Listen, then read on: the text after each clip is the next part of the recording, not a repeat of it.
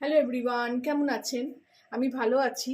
আজকে আপনাদের সঙ্গে শেয়ার করছি আবারও একটা খুব চটজলদি রান্না। প্রতিদিনকার রান্না বলবো না, রোজ তো আমরা চিংড়ি মাছ খাই না, তো এটা করব আলু চিংড়ি ভাজা। কড়াইটা গরম হয়ে যাক। কড়াই গরম হয়ে গেছে, এবার এখানে আমি দুপলা তেল দিয়ে দেবো। একটু দেবো, আর একটু, অনেকটা আলু আছে, অত ভালো করে ভাজা যাবে না। তেলটা গরম হলেই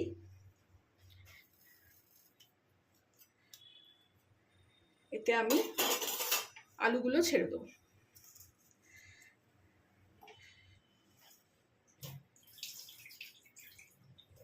আলুটা মোটামুটি আমি ছোট ছোট আলু 8-9খানা মতো নিয়েছি, আর ছোট ছোট টুকরো করে নিয়েছি।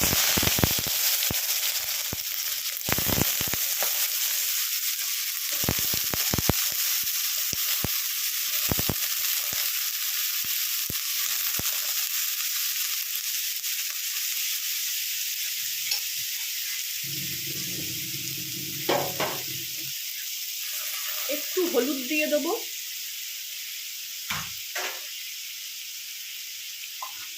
হলুদ একটু দিয়ে, নুন এখন দেবো না, পরে দেবো। দিয়ে ভালো করে গ্যাসটা জোরে দিয়ে ভালো করে আলুটাকে ভেজে নেব।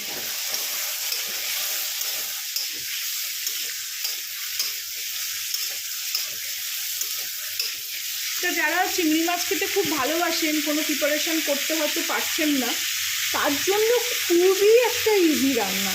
এটাও আমি ইউটিউব দেখে শিখেছি, আর আমার খুবই ভালো লাগলো। আমার ছেলে মেয়েও চিংড়ি মাছ খেতে খুব ভালোবাসে, আমি নিজেও খেতে খুব ভালোবাসি। তো যেদিনকে ইচ্ছে করবে না, বাড়িতে একটু চিংড়ি মাছ থাকলো, আলু পেঁয়াজ তো থাকেই, কাঁচা লঙ্কা, তো এই রান্নাটা অনায়াসে হয়ে যাবে। আমি এখানে আলুটা ভালো করে ভেজে নিয়ে ফিরছি। আলুটা দেখুন বেশ খানিকটা ভাজা হয়ে গেছে। এর মধ্যে আমি বেশ খানিকটা পেঁয়াজও দিয়ে দেবো। চিংড়ি মাছ তো দেবই, আলু চিংড়ি ভাজা এটা করছি আমি একটু তেল ঝাল কমই দিয়ে করব। আপনারা তেল ঝাল মোটামুটি খেলে আর একটু তেল দিতে পারেন। কোনো মশলাপাতি এতে বিশেষ কিছু নেই, শুধু এই আলু পেঁয়াজ কাঁচা লঙ্কা দিয়েই এটা। এর মধ্যে যেহেতু পেঁয়াজ দিলাম, সেহেতু একটুখানি নুন আগে ছিটিয়ে দেবো, এতে পেঁয়াজটা ভালো করে ভাজা হয়ে যায়।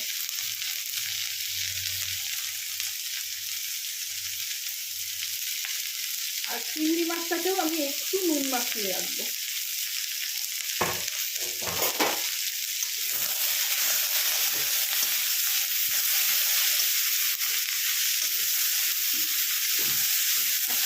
মানে গরম ভাতে দেখে আমার এত ভালো লেগেছিল, গরম ভাতে অসাধারণ খেতে লাগলো।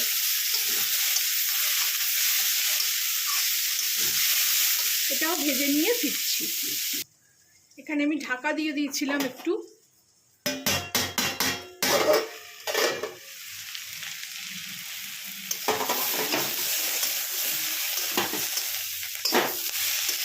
এই সময় এতে আমি দুটো কাঁচা লঙ্কা চিড়ে রেখেছি দিয়ে দেবো। আপনাদের ঝাল যেরকম খাবেন দিতে পারে। ঝাল বেশি খেলে বেশি কাঁচা লঙ্কা দেবেন।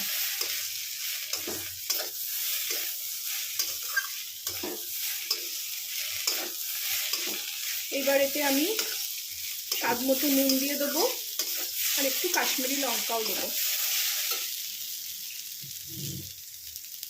হলুদ আর দেবো না, কারণ হলুদ অনেকটাই আছে। কাশ্মীরি লঙ্কা দিয়ে দেবো, কালারটা ভালো হবে।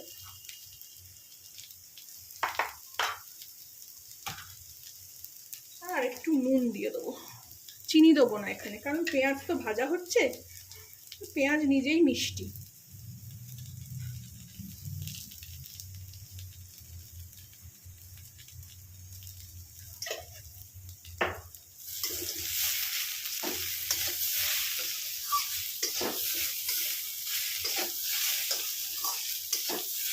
এই সময় আমি চিংড়ি মাছগুলো দিয়ে দেবো।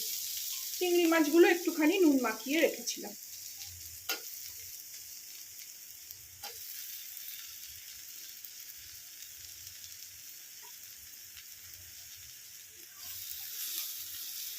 আমি মাথা শুদ্ধই দিলাম, আপনারা মাথাটা বাদ দিয়েও দিতে পারেন।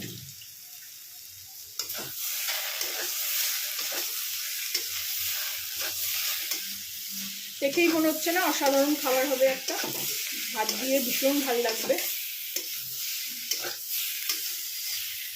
চিংড়ি মাছের গন্ধেই তো এমনি খাওয়া হয়ে যায়,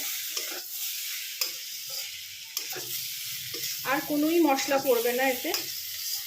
এবার আলু আর চিংড়ি মাছটা যতক্ষণ না সেদ্ধ হচ্ছে ব্যাস এরমভাবে একটু ভেজে নিতে হবে। আমি এই সময় একটুখানি সর্ষের তেল আরও দিয়ে দেবো, অনেকটা আলু ছিল না।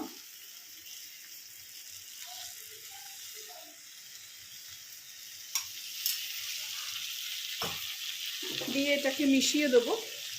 এইসব রান্নায় একটু তেলের গন্ধ ভালো লাগে।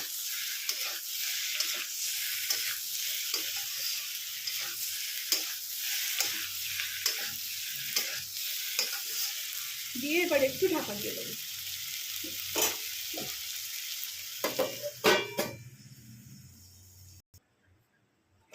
ফিরে আসলাম,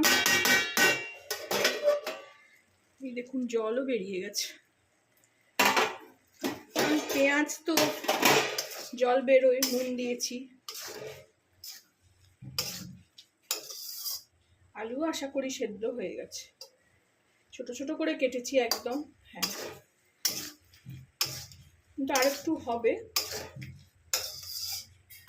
আলু ফালু এখন একদম ভালো না, মানে এত টাকা দাম নিচ্ছে। আমাদের এখানে 35 টাকা করে আলু, 70 টাকা করে পেঁয়াজ। এটাকে একটু আঁচটা জোরে দেবো, আর একটু কচকচ করছে আলুটা, আর একটু হবে। এটা কমিয়ে দিয়ে আমি আরেকটু ঢাকা দিয়ে দেবো।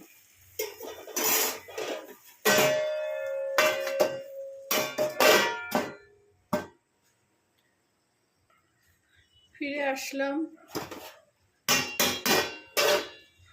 আশা করি হয়ে গেছে।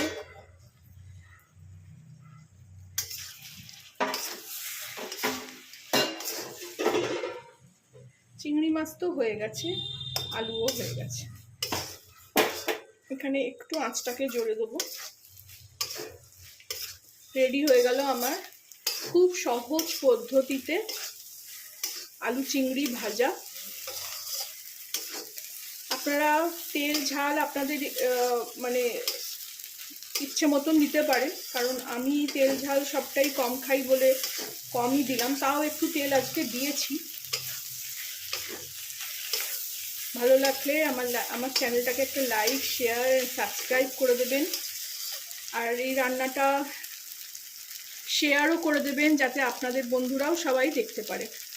এখানে আমি গ্যাস অফ করে দেবো, আর এটাকে এবারে সার্ভ করে নেব।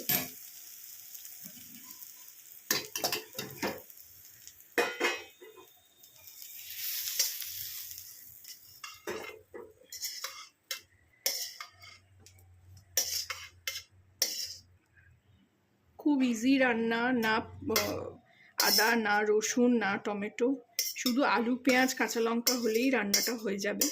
আর চিংড়ি মাছ তো অবশ্যই থাকতে হবে। রেডি হয়ে গেল আমার আলু চিংড়ি ভাজা, সার্ভ করে দিলাম। দেখতে খুব ভালো লাগছে, খেতেও ভালো হবে আশা করি। চিংড়ি মাছ মানেই তো সুন্দর লাগে। Thank you for watching.